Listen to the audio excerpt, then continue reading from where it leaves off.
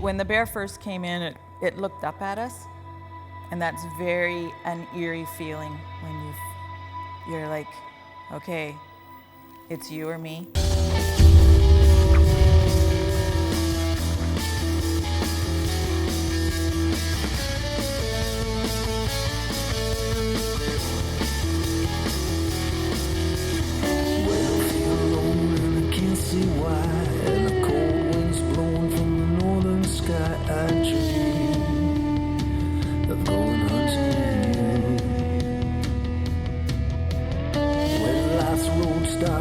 Getting rough when I stop believing I'm not tough enough to be free.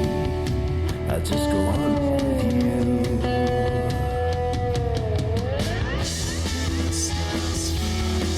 That's when we know. That's when we go. When it's just us hunting.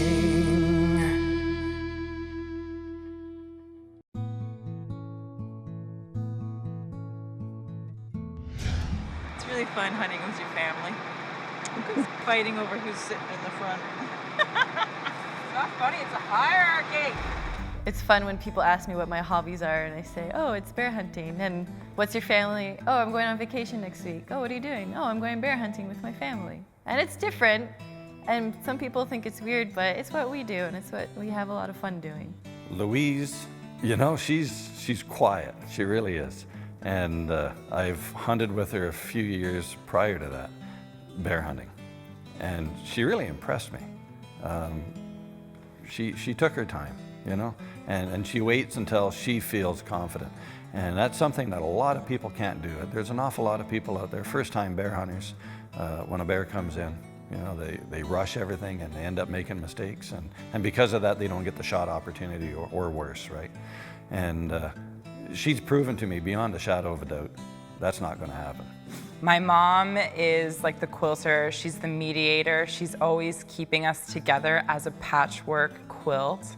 So we split into teams, so it's myself and my mom and we're the lucky misses, rarely and barely, and my dad and my sister are the straight shooters. Got the broadhead on tonight, tomorrow night we'll be packing, the next day we're on the road, so we're down to crunch time. The last time I can stretch my arm before we're up in Northern Ontario. Don't tell anybody, but we're going to practice because we need a little bit of practice. Gotta get ahead of the straight shooters. Straight shooters have their competition cut out for them, I think. Me too. Rarely and barely, signing off. 10-4, rubber duckies.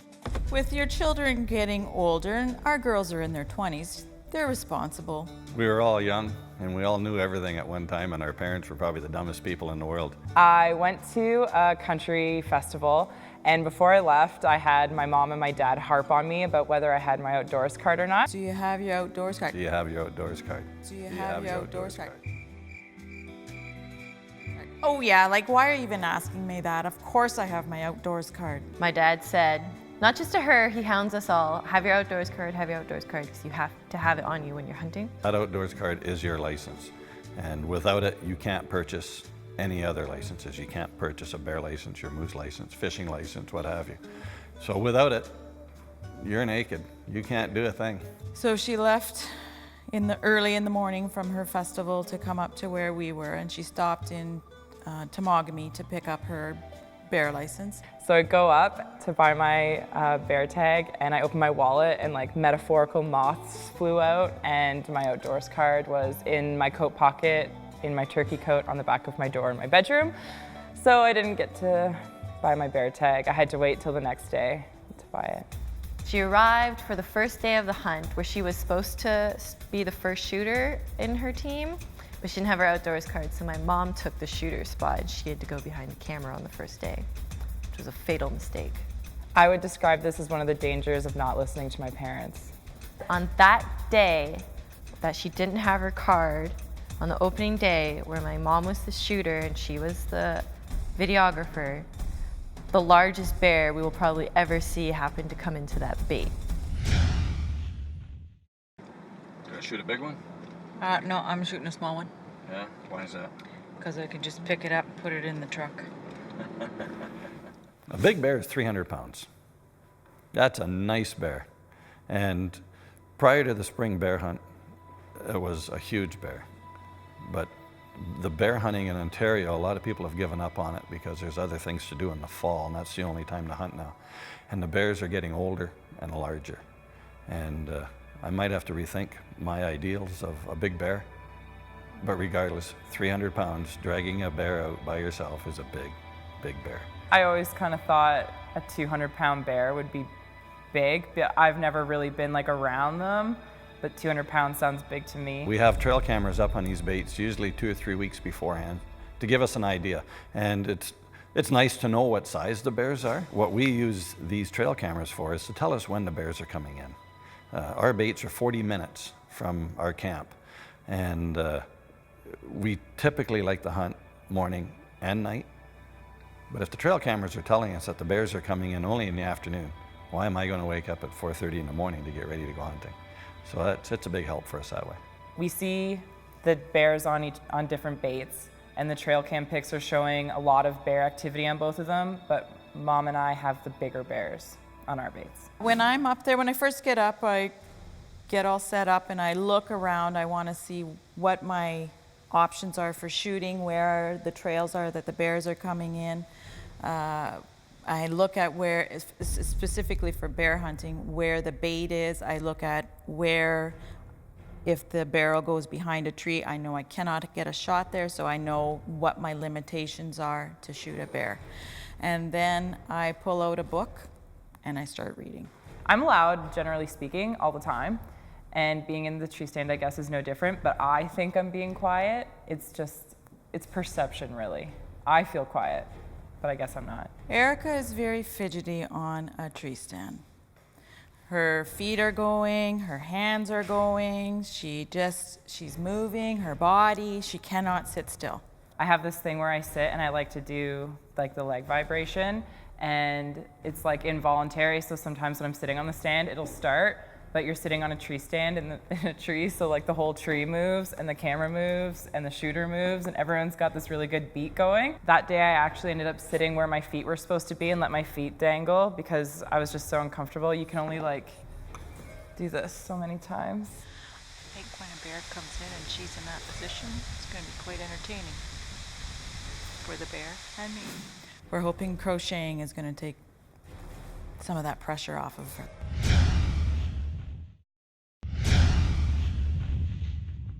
It's winter, you're cold, wet, your matches are no good, and you need a fire right now. Here's something you may want to toss in your hunt pack. Cotton balls, swabbed with Vaseline, and a flint stick. When you're out of matches and you really do need that fire, this here is going to save your butt someday, I'm sure. Anyhow, previously I swabbed this with Vaseline. When you want to use it, you'll break that apart, and we'll use the dry part of the cotton swab as your catalyst. We'll put that down here on top of our bed of tinder that we put down there, and we'll make a strike.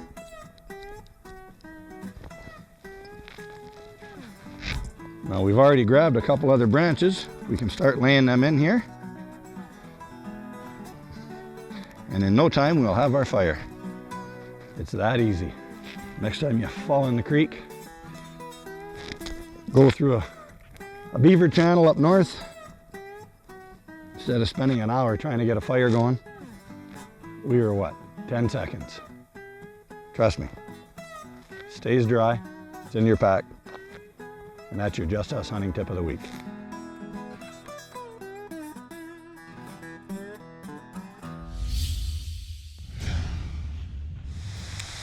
It's day 2 of the bear hunt. Erica came in early, so I'm shooting tonight. She's going to shoot tomorrow.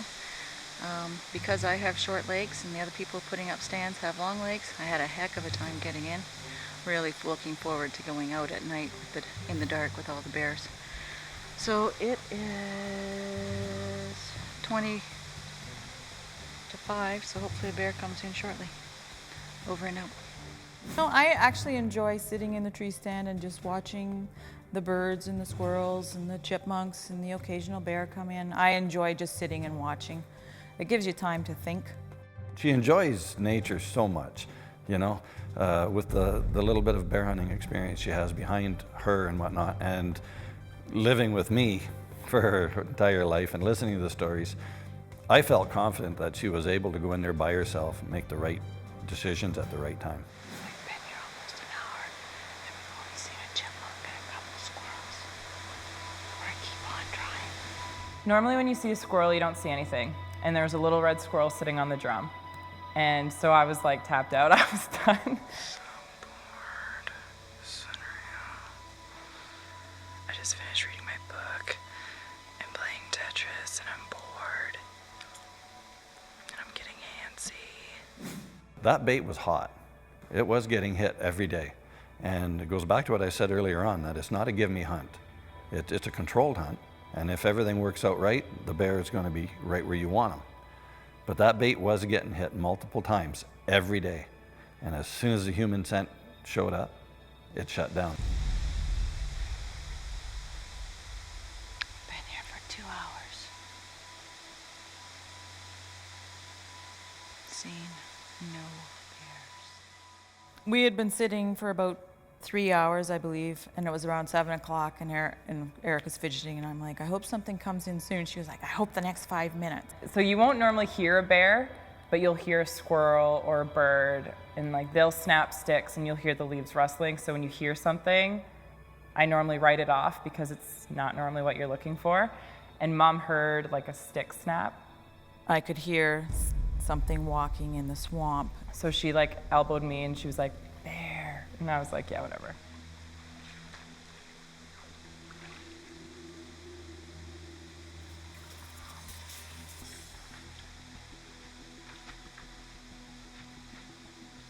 You have all these things go through your head. One, your very immediate thought is, okay, get your breathing under control because it's showtime now. The way that I'm positioned on the tree, I can't see past her. So I just have to like take her word for it. So I'm just like sitting there. When it walked in and the first thing Erica saw was its shadow, I was like, oh, okay, that'll be a nice shot. And I'm like, wow, that's a big bear. And then I like slowly like turn and I see this like behemoth of a shadow. It was so like movie. When the bear first came in, it looked up at us. And that's very an eerie feeling when you're like, okay, it's you or me. If a bear looks at me, I like to play alpha male. And so Mom's like got her breathing, she's trying to get under control, and I'm just like staring at this bear. So then it went to the bait and it put its paw up. So I'm starting to get anxious because I'm like, when, like she hasn't stood up yet, like when is this gonna happen? Once I knew it was settled in the bait, then I stood up and I waited for it to offer me the shot. And as soon as it offered me the shot, I just picked a spot and let it go.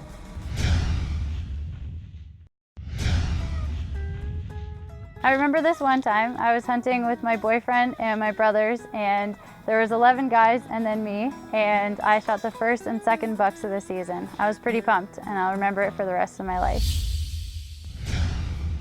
Once I knew it was settled in the bait, then I stood up and I waited for it to offer me the shot.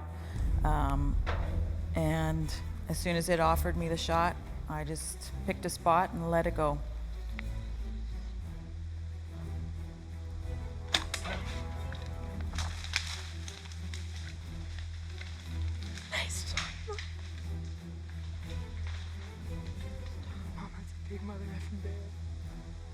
Lucky misses 1, straight shooters 0. Well, the lucky missus just sent Kelly a text. Apparently Louise shot a nice bear. They said it ran about 70 yards, and they heard it go down. So the bear takes off, and I'm like finally breathing, and I'm congratulating Mom, and she turns to me and her eyes are like this big. And then so we text Kelly and we're like, bear down, we need help, because we knew it was big. We just didn't know how big.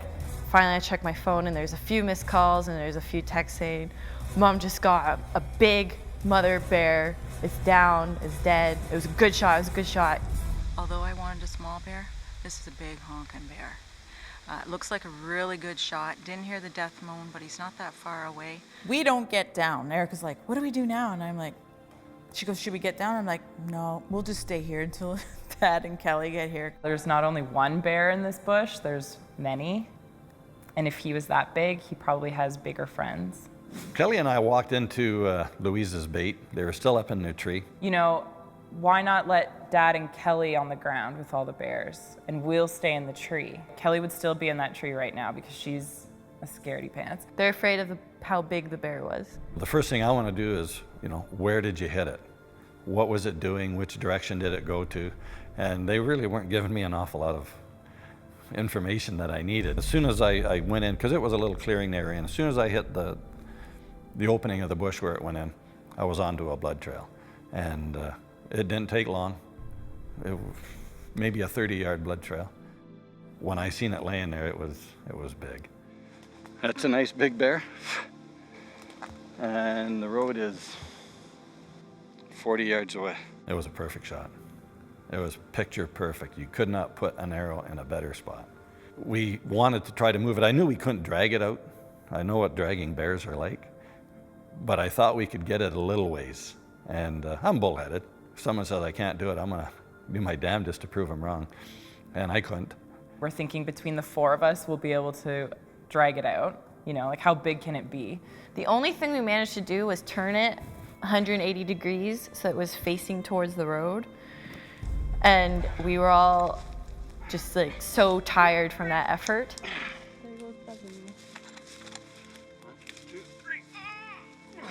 Okay, perfect. There's no way we're gonna drag that bear out. And that's when we were like, we need a bike. So I'm just gonna do a quick trail through here so that we can use the winch and hopefully we can drag it right out. So we had to go and get the four-wheeler and bring that out, hook it up to that, and we only made a little bit of progress with the four-wheeler. It was just so heavy, you could hear the winch was breaking. So we managed to get it to the truck, and I had absolutely no idea how we were going to get it into the truck. So we hook it up to the truck, and it's still just, the truck is doing everything it can to get this bear out of the bush.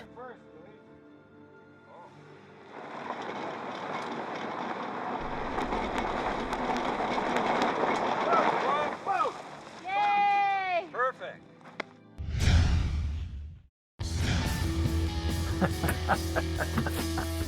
If you have videos of your hunt and you'd like to see them right here, go to our website, justusHunting.com, and email me directly. Who knows, maybe one day you'll see your hunts right here on Just Us Hunting. Hello folks, I've been hunting for about 34 years now. My weapon of choice is shotgun, rifle, and compound bow. And my dream hunt would absolutely have to be an Alaskan brown bear hunt and an Alaskan moose hunt, and I would like to do both of those with the compound bow. The person that has influenced me the most by far is my Uncle Ron, who lives up in Geraldton, but also the many people that I've met in my calling fraternity with wild game calling seminars, my 3D archery career, and just being around people that enjoy the same hobby as I do, just like Just Us Hunting talks about ordinary people that love to get out in the woods and spend time hunting. My name is Todd Orton, and that's my profile.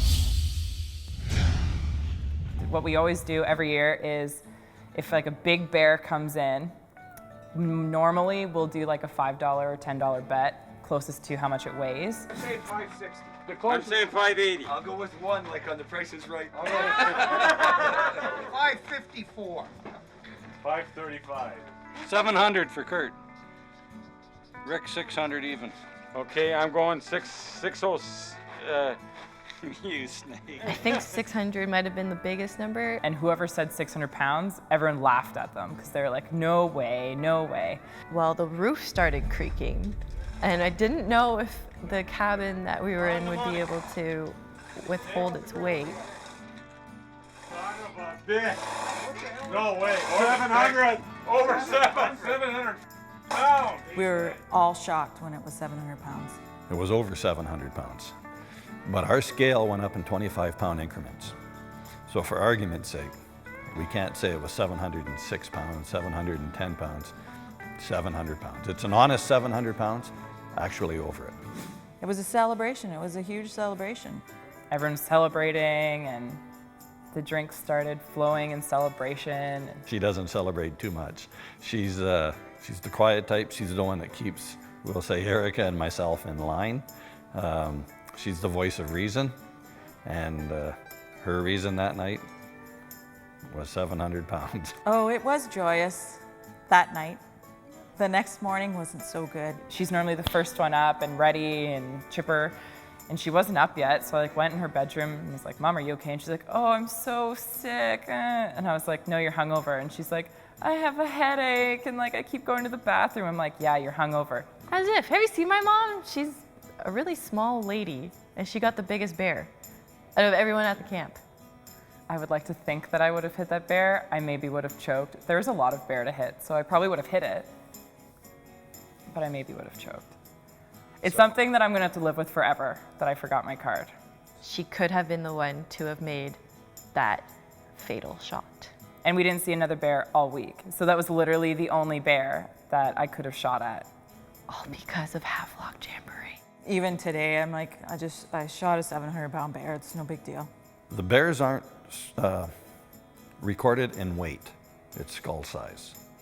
And the largest bear in Ontario taken in archery equipment was 21 and 11/16 inches. And Louise's came in at 21 and 9/16. It's the third largest black bear shot in Ontario. And that a woman did it just makes it that much sweeter. If you have videos of your hunts and would like to see them right here on this show, go to our website, justushunting.com, and email me directly. Who knows? Maybe one day you'd see your hunts right here on Just Us Hunting.